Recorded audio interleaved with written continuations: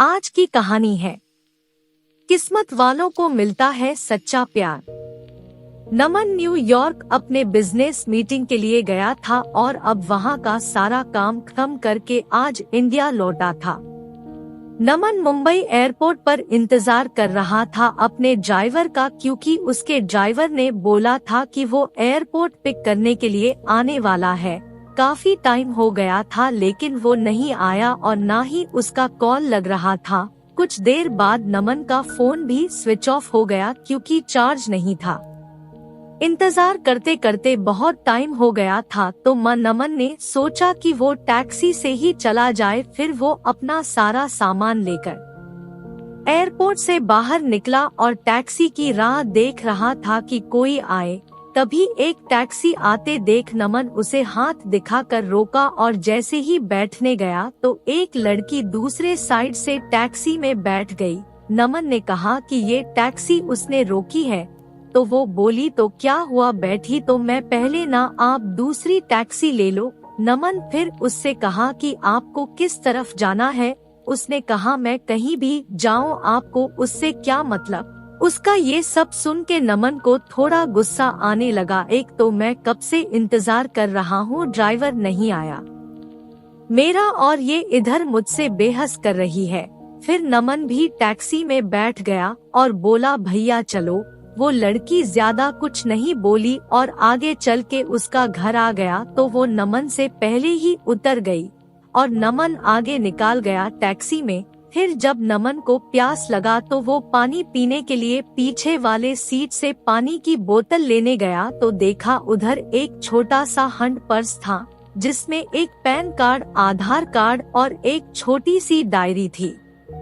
वो पर्स उस लड़की का था। नमन ने ड्राइवर को बोला कि देखो ये उस लड़की का पर्स इधर छूट गया है, तुम इससे पुलिस स्टेशन में जाके जमा कर देना। फिर वो ड्राइवर बोलने लगा कि नहीं साहब, मैं नहीं पढ़ना चाहता, ये पुलिस के चक्कर में वो 10 सवाल पूछते हैं, बार बार पुलिस स्टेशन बुलाते हैं। मैं ठहरा एक ड्राइवर, दिन भर गाड़ी चला के कुछ पैसे कमाता हूँ, अगर पुलिस स्टेशन के ही चक्कर काटते रह गया तो खाऊंगा क्या। साहब ये काम आप ही कर दो, आप पुलिस स्टेशन जाके जमा कर देना। फिर नमन ने सोचा ठीक है, मैं एक जिम्मेदार नागरिक होने के कारण ये तो कर ही सकता हूँ, और फिर नमन का घर आ गया। नमन ड्राइवर को उसका भाड़ा देकर उतर गया। नमन के घर में नमन अलावा उसके मम्मी पापा रहते हैं। नमन उनसे मिला, उनका हाल चाल लिया और पूछा कि ड्राइवर आया क्यों नहीं एयरपोर्ट पर मुझे लेने। तो माँ ने बताया कि रास्ते में गाड़ी खराब हो गई तो उसने तुम्हें कॉल किया, लेकिन तुम्हारा फोन ऑफ था तो उसने घर पर कॉल करके बताया कि वो गाड़ी ठीक करवाने के लिए जा रहा है। नमन ने कहा ठीक है और अपने कमरे में चला गया आराम करने। जब नमन शाम को सोकर उठा तो अपना कमरा ठीक करने में जुट गया, जो कि बहुत बिखरा हुआ था। तभी नमन को वो उस लड़की का पर्स दिखा जो उससे गाड़ी में मिला था। नमन ने उसे खोला तो उसमें डायरी था। उसे निकाल के देखा, उसमें कुछ फोन नंबर लिखे हुए थे। उसमें एक नाम था नीतू। नमन ने उस नंबर पर कॉल किया और उससे बोला कि मुझे एक पर्स मिला गाड़ी में जिसमें ये डायरी है, उसमें तुम्हारा नाम है और एक पैन कार्ड और आधार कार्ड भी है। उसने पूछा कि आधार कार्ड पर नाम क्या है। नमन आधार कार्ड पर देखा और बोला अनीशा। तो सामने से वो लड़की बोली हाँ ये मेरी दोस्त का पर्स है, वो मुझे बोली थी कि उसका पर्स कहीं खो गया है, मैं उसे बता देती हूँ और आपका नंबर भी दे देती हूँ, वो आपको कॉल कर लेगी। नमन ने कहा ठीक है। थोड़ी देर बाद एक नंबर से कॉल आता है। फोन उठाते ही सामने से एक लड़की बोलती है मेरा पर्स आपके पास है। नमन ने कहा आप कौन? तो वो बोली वही जिसका पर्स आपके पास है, जिसमें मेरा कुछ बहुत जरूरी सामान है। नमन ने कहा हाँ मेरे पास है, तुम उसे टैक्सी में भूल गई थी। वो बोली हाँ, कल आप मुझे डेली कैफ में मिलकर उसे लौटा सकते हैं। मैंने कहा हाँ। वो थैंक यू बोलकर कॉल रख दी। अगले दिन नमन कैफे गया उसका पर्स लौटाने के लिए। नमन सही टाइम पर पहुंचा था, लेकिन अनीशा लेट थी। नमन रुका था उसके लिए। कुछ देर बाद वो आई। आज वो बिल्कुल अलग ही लग रही थी कल से। उसके लंबे घने बाल थे जो खुले हुए थे। उसने सफेद और नीले रंग का सलवार कुर्ता पहना था। कानों में सुंदर से झुमके भी थे। नमन उसे बस देखता ही रह गया। वो धीरे धीरे नमन की तरफ चली जा रही थी। नमन का ध्यान ही नहीं था, वो बस उसे देखे जा रहा था। फिर वो बोली, हेलो, ध्यान कहाँ है आपका? मैं कुछ पूछ रही हूँ। तो नमन जल्दी से उठ गया और बोला, हाँ आओ, मैं तुम्हारा ही वेट कर रहा था। वो बोली, हाँ सॉरी, मुझे थोड़ा लेट हो गया। नमन बोला, कोई नहीं, ठीक है। फिर नमन ने कहा, कॉफी? वो बोली, सॉरी अभी नहीं, मैं थोड़ी जल्दी में हूँ। आप मेरा पर्स दे दो, मुझे जाना है। नमन ने कहा, हाँ दे दूंगा, थोड़ा बैठ के कुछ बात तो कर ही सकते हैं। वो बोली, जरूर, लेकिन आज नहीं, फिर कभी। मैंने कहा, ठीक है, लेकिन याद रखना अपनी बात, अगली बार साथ में बैठ के कॉफी पीना पड़ेगा। फिर मत कहना आज भी जल्दी में हूँ। वो बोली, हाँ ठीक है, अब मेरा पर्स दे दो। नमन ने उसका पर्स दे दिया और बोला, मैं तुम्हें कॉल कर सकता हूँ ना अगली बार मिलने के लिए? वो बोली, हाँ, और चली गई। नमन कुछ देर वहाँ रुका और फिर ऑफिस चला गया। नमन पूरी रात अनीशा के बारे में ही सोचता रहा। नमन उसे भूल ही नहीं पा रहा था। नमन को उसकी एक बात याद आ रही थी। अगले दिन नमन के कुछ दोस्त मिले और वो उसे बोलने लगे कि चल आज पार्टी करते हैं, बहुत दिन हो गए हैं, हम दोस्तों ने साथ में पार्टी नहीं किया है। नमन ने कहा, ठीक है, सब चल रहे हैं तो मैं भी चलता हूँ। फिर वो 5 दोस्त एक क्लब में गए। सब वहाँ बहुत नाचे साथ में, फिर थोड़ा ड्रिंक भी किया। तभी नमन की नजर एक लड़की पर गई जो लगातार बहुत ड्रिंक कर रही थी। नमन ने ध्यान से देखा तो वो और कोई नहीं, अनीशा थी। आज वो बहुत ही अलग लग रही थी। कहाँ उस दिन जब वो नमन से मिली थी तो सलवार कुर्ते में आई थी और आज वो शॉर्ट स्कर्ट और टॉप में है और ड्रिंक कर रही है। नमन तो बिल्कुल ही चौंक गया उसे देखकर। नमन उसके पास जा ही रहा था उससे बात करने के लिए कि तब तक उसके दोस्त उसका हाथ पकड़ा कर डांस करने के लिए लेकर गए। नमन की नजर अनीशा पर ही थी, लेकिन थोड़ी ही देर में वो वहाँ से कहीं चली गई। घर जाकर नमन उसे कॉल किया, वो कॉल भी नहीं उठा रही थी। नमन उसे बहुत बार कॉल किया, लेकिन उसने नमन का एक भी कॉल का जवाब नहीं दिया। अगले दिन फिर नमन उसी टाइम पर क्लब गया ताकि अगर वो आज आई तो वो उधर ही उससे पूछ लेगा। नमन अंदर जाकर वेट कर रहा था, लेकिन वो नहीं आई आज। फिर नमन ने उसे कॉल किया। इस बार उसने कॉल उठाया। कॉल उठाते ही नमन उससे पूछा, कहाँ हो तुम? वो बोली, क्यों, क्या हुआ? मैंने उससे बोला कि कल मैंने तुम्हें क्लब में देखा था, तुम हद से ज्यादा ड्रिंक कर रही थी, क्या हुआ है? तुम्हें कोई किसी बात का टेंशन है क्या? वो बोली, नहीं, और कॉल कट कर दी। नमन फिर उसे कॉल लगाया तो उसने कॉल नहीं उठाया। इस बार नमन वहाँ से घर चला गया। घर आकर उसने अनीशा को मैसेज किया कि अगर तुम्हें कोई किसी बात का टेंशन है तो मुझे बता सकती हो। उसका कोई रिप्लाई नहीं आया। 2-3 दिन हो चुके थे, अभी तक अनीशा ने कुछ नहीं कहा था। नमन फिर अनीशा को कॉल किया।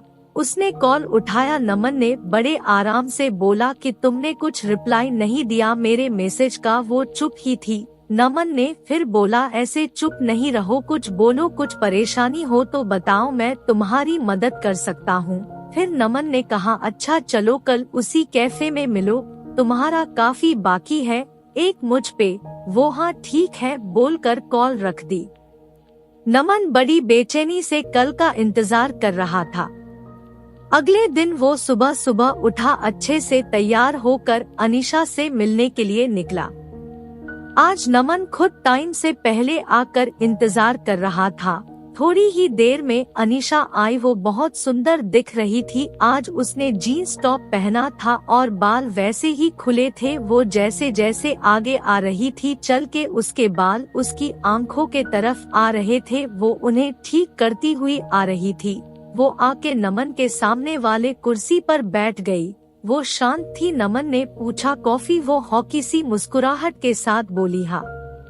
नमन ने वेटर को कॉफी के लिए बोला और अनीशा से बोला चलो अब बताओ क्या बात है जिससे तुम परेशान हो। पहले तो वो कुछ नहीं बोल रही थी, फिर नमन ने कहा बोलो कुछ। वो बोली कि मैं मुंबई में अकेले रहती हूँ, यहाँ मैं अपना कैरियर बनाने के लिए आई हूँ। ये बोलते बोलते वो चुप हो गई। मैंने कहा हाँ आगे बोलो, इसमें क्या हुआ? ये तो अच्छी बात है, तुम अपने कैरियर पे इतना ध्यान दे रही हो। फिर वो बोली लेकिन अब नहीं हो पा रहा है, मेरा काम में बिल्कुल ध्यान नहीं रहता, मुझे अपने बॉस से बहुत बार अब डांट सुननी पड़ती है और उसने तो ये तक कह दिया है कि अगर ऐसा ही चलता रहा तो वो मुझे नौकरी से निकाल देगा। 2 महीने हो गए है मेरे इस वार्ताओं से मुझे रोज डांट सुनी पड़ती है। मैंने उसे पूछा ऐसा क्या हो गया है कि तुम इतनी परेशान रह रही हो? वो चुप हो गई फिर थोड़ी देर बाद बोली मुझे कैंसर हो गया है। ये सुनकर नमन घबरा गया। आगे वो बोलती रही 2 महीने पहले मैंने चेकअप करवाया था तो डॉक्टर्स ने बोला कि मुझे कैंसर हो गया है, अभी 2nd स्टेज पर है।